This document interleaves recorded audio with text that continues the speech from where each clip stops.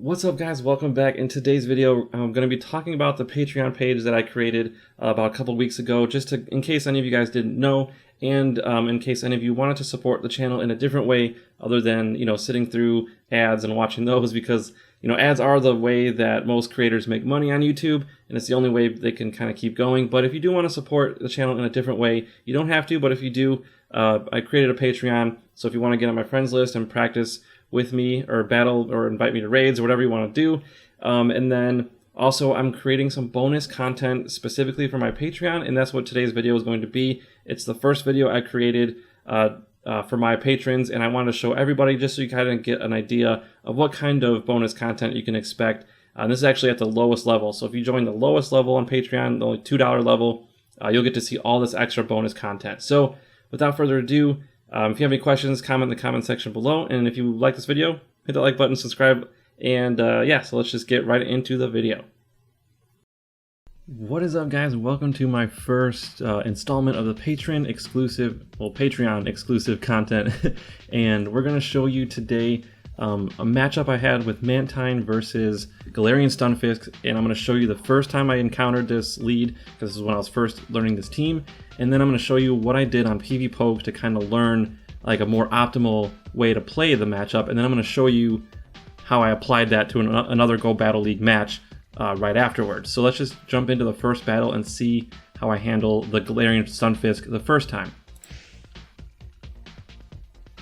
Okay, so because I'm weak to the Rock Slide moves, I decided to just immediately switch. Now, this is most likely not going to end up well because you're giving up switch advantage. And so this Swampert obviously has a really good matchup against my Galarian Stunfisk, so I decided to just let it go in the hopes that I can farm it down with my Ferrothorn. Because at the time I was using Ferrothorn on my team, but I did go for the Earthquake just in case, and they decided not to shield, so actually I guess that worked out okay. But so now it's at a good farming range. Kind of wish I had left it with a little bit more health because it's double weak to grass. So I'm only going to be able to get 3 bullet seeds in. So maybe if I did like a great instead of an excellent Earthquake, that would have been better. But anyways, they come in with a Shadow Zapdos. So this is I believe we're neutral to the air attack, so this Drill Peck from the Shadow Zapdos is going to do a big chunk of damage. And we're going to have to go with Thunder because, yeah, the grass move's not going to do anything. But so they block that one because they're, Shadow being a lot squishier. They need to block most things. So we're just going to take this hit, it looks like, and we go out. And so now we're back with Mantine. I'm saving both my shields because I know that they have a Stunfisk with Rock Slides. But I also need to shield these just in case it has an electric move. And yeah, so we're putting ourselves in a pretty tough spot. I only have 1 shield left. I'm going for the Ice Beam in the hopes I can knock this out. And, well, yeah, they burned both their shields, so that's going to knock them out. Okay, so now we're against a Stunfisk, and we have only 1 shield left, and they can just go straight Rock Slide. Obviously, Earthquake would be not the right move to do. And they have so much health that we're not going to be able to win this match from here. They're just too healthy for us to do any damage with it. We will be able to tank a Rock Slide once we debuffed it, but it's not looking great for us because look at that chunk. 1 more Rock Slide, even after a Bubble Beam, should knock us out. Okay, so after this match, I'm going to go to PvPoke.com and we're going to look at that first matchup again and see if we could have played that one a little bit better. So let's just get this Rock Slide out of the way. Alright, so we're done with that one. Okay, so let's go to PvPoke and see how we could have played that match better. Alright, so we're at the PvPoke battle screen, and I have Mantine here plugged in, I have Galarian Stunfisk plugged in, and I actually made a mistake the first time I filmed this. I had Bubble as my quick move, but I'm using Wing Attack, so make sure you put the right moves there. And I actually adjusted my IVs to put my exact Mantine here, and then I just assumed this was like the #1 Galarian Stunfisk. But yeah, it shouldn't matter too much what you put for here.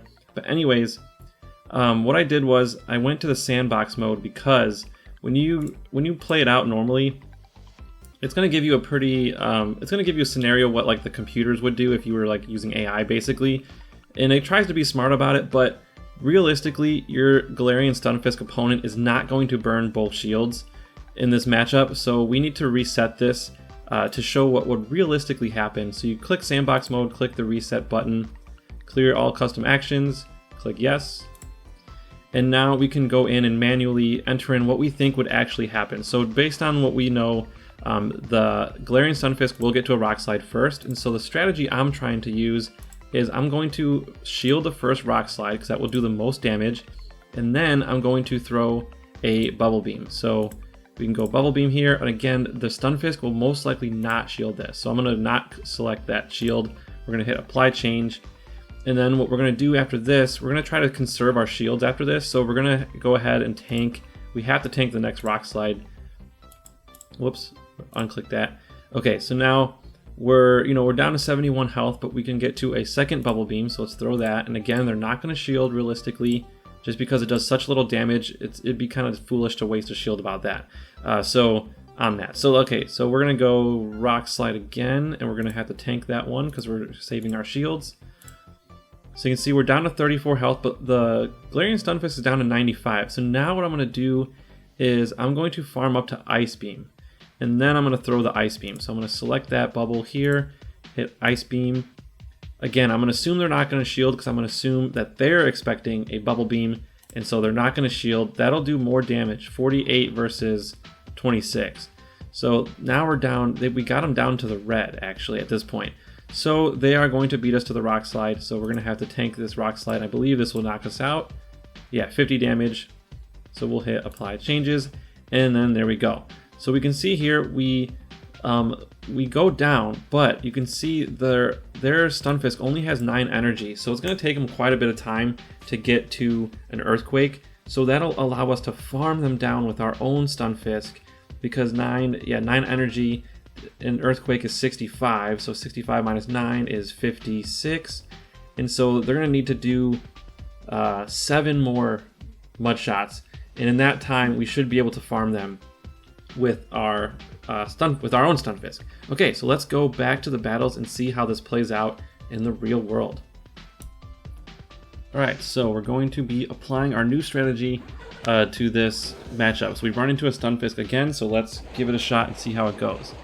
So again, the strategy, we're going to block the first rock slide because that will do the most damage.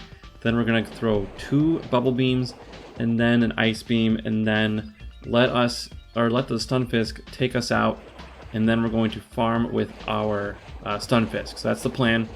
Let's see how it plays out.